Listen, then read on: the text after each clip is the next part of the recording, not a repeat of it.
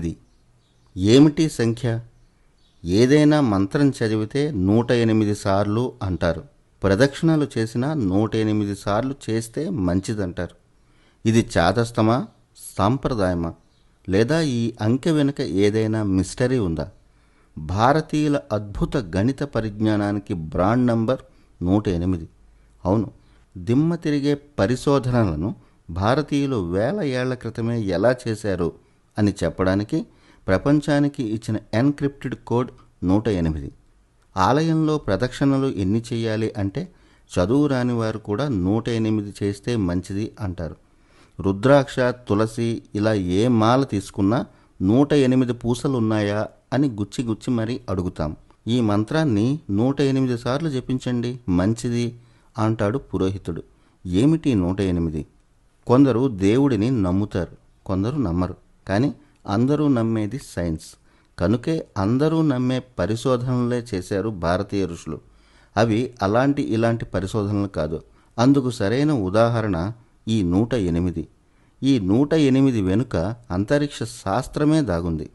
ఈ భూమి ఎక్కడిది, ఎక్కడి నుంచి వచ్చింది, ఖగోళం అనే వృత్తంలో సూర్యుడి చుట్టూ ఎంత దూరంలో తిరుగుతున్నాడు, వీటన్నిటికీ సమాధానం 108. వేదకాలంలో ఎన్నో అద్భుత పరిశోధనలు జరిగాయి. వాటిలో అంతరిక్ష శాస్త్రం కూడా ఒకటి. సూర్యుడికి భూమికి, చంద్రుడికి భూమికి మధ్య దూరాలు 200-300 ఏళ్ల క్రితమే కనుక్కున్నారని పుస్తకాల్లో చదివాం. కానీ వేదాల్లో ఈ డిస్టెన్స్లు ఎప్పుడో చెప్పేశారు. ఎలా అంటే 108తో. భూమికి చంద్రుడికి మధ్య దూరం చంద్రుని వ్యాసానికి 108 రెట్లు. భూమికి సూర్యునికి మధ్య దూరం సూర్యుని వ్యాసానికి 108 రెట్లు. సూర్యుని వ్యాసం భూమి వ్యాసానికి 108 రెట్లు. ఏంటి ఆశ్చర్యంగా ఉందా? అవును, మనం నివసించే భూమి, మన భూమికి ప్రాణాన్నిచ్చే సూర్యుడు, భూమి ఆకర్షణను బ్యాలెన్స్ చేసే చంద్రుడు, అన్నిటి లెక్కలు, అన్నిటి దూరాలు ఈ 108తో లింకప్ అయి ఉన్నాయి. Pure astronomical science. ఊహించారా 108 వెనక ఇంత కథ ఉందని? ఇవన్నీ కాకి లెక్కలు కావు. ఆధునిక సైన్స్ పెద్ద పెద్ద కంప్యూటర్లు, మిషన్లు, శాటిలైట్లతో కనిపెట్టిన గ్రహాల దూరాలకి వేదకాలంలో భారతీయ ఋషులు 108 కోడ్తో చెప్పిన ఈ డిస్టెన్స్లకి కరెక్ట్గా సరిపోయాయి. మరి ఎవరు గొప్ప? ఇక్కడితో ఆగిపోతే మనం భారతీయులం ఎలా అవుతాం? మన జీన్స్లోనే ఫిలాసఫీ ఉంది, సైన్స్ ఉంది. ఆయుర్వేదం అందరికీ తెలిసిన వైద్య గ్రంథం. ఆయుర్వేదం ప్రకారం మనిషి శరీరంలో 108 మర్మస్థానాలు ఉంటాయి. ఈ మర్మస్థానాలే మన శరీరంలో అన్ని భాగాలకు ప్రాణాన్ని సరఫరా చేసే శక్తి ఉత్పత్తి కేంద్రాలు.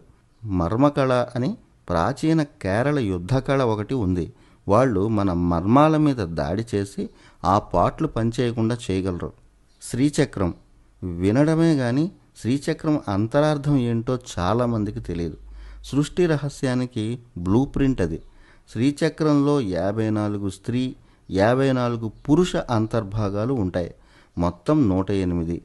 పాజిటివ్, నెగిటివ్ కలిస్తే ఎనర్జీ, శక్తిని ఉత్పత్తి చేసే ప్రాచీన యంత్రం అది. శ్రీచక్రం ఇంట్లో ఉంటే నెగిటివ్ ఎనర్జీలను పాజిటివ్ ఎనర్జీగా మారుస్తుందని విశ్వాసం.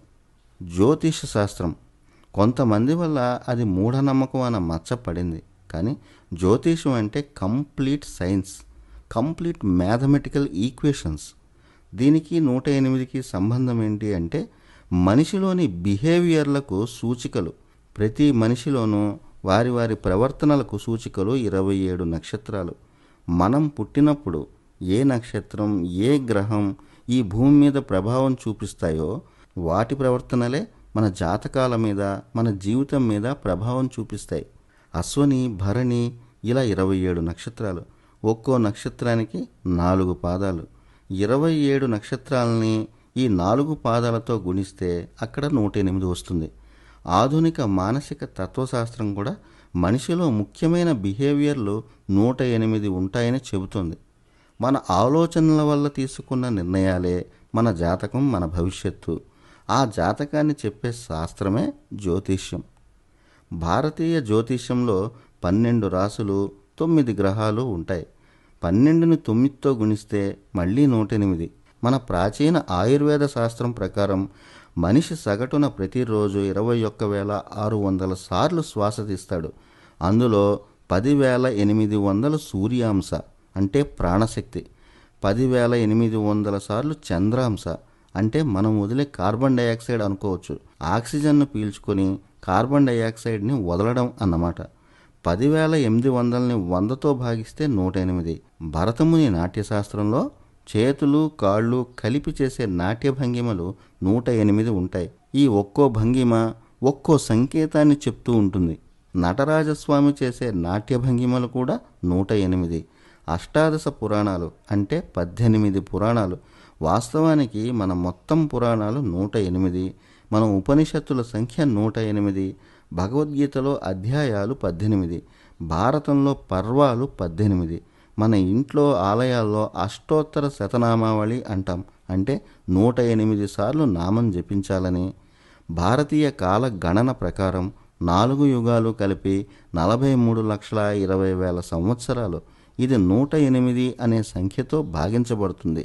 ఇలా అంతరిక్ష శాస్త్రం మొత్తం 108తో ముడిపడి ఉంది. అందుకే ఆ నెంబర్కి మన ప్రాచీన ఋషులు అంత ప్రాధాన్యతనిచ్చారు. మరి ఈ సైన్స్ సామాన్యులకు చేరేదలా? విద్యార్థి లేని విద్యకు విలువ లేదు. తాము కనుక్కున్న ఈ అంశాలు నిత్యం ప్రజల మధ్య నలగాలి.